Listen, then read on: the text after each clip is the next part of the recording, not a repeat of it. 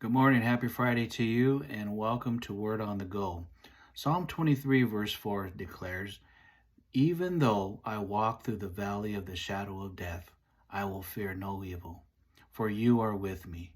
Your rod and your staff, they comfort me." No matter who you are, where you are, or where you've been, I'm positive that you are no stranger to stress.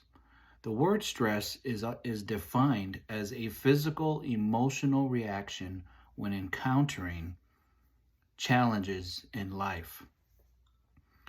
Well, one of the most common sources of stress is loss of a loved one, loss of a job, loss of your reputation, even loss of your health. And when you become a victim of these kinds of losses, the stress of them will produce two kinds of reactions within you, and that is both fear and grief. Well, grief is good. In fact, grief is the way we get through losses and traumas of life. And if you don't grieve, you can actually get stuck emotionally, which means that grieving will not destroy you as long as you let it out. But on the other hand, fear is a bad thing, and fear will destroy you. Do you know that nowhere in the Bible does it say grieve not, sorrow not, weep not, or even cry not? But the Bible does say fear not. And do you know that there are 365 fear not scriptures? That's right. For every day of the year, there is a fear not scripture for you and for me. A verse that is meant to encourage you, to strengthen you, and to empower you to walk through the dark valleys of your life. You see, it's not grief that paralyzes you, but fear does. In biblical times, shepherds would always carry a rod and a staff.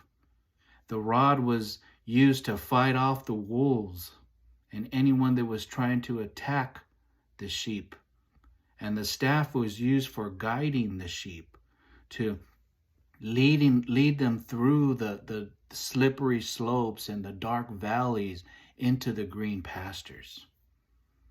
So when David wrote this psalm, he knew that God had the tools both to protect and to guide him through his dark moments.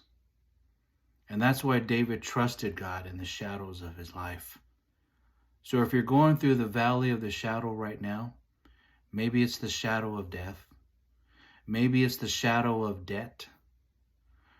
Maybe it's the shadow of discouragement, depression, or maybe even conflict within your marriage. You see, shadows are scary and intimidating. But let me tell you 3 truths about shadows. Number 1, shadows can't hurt you. Number 2, shadows are always bigger than their actual source. And thirdly, where there's a shadow, there has to be a light. That's right. There has to be a light because shadows don't exist without a light. So if you find yourself today going through the valley of the shadow, try turning your back on the shadow and look at the light. Focus on the light and thus draw closer to the light because Jesus is the light. Jesus said in John chapter 8, verse 12, "I am the light of the world.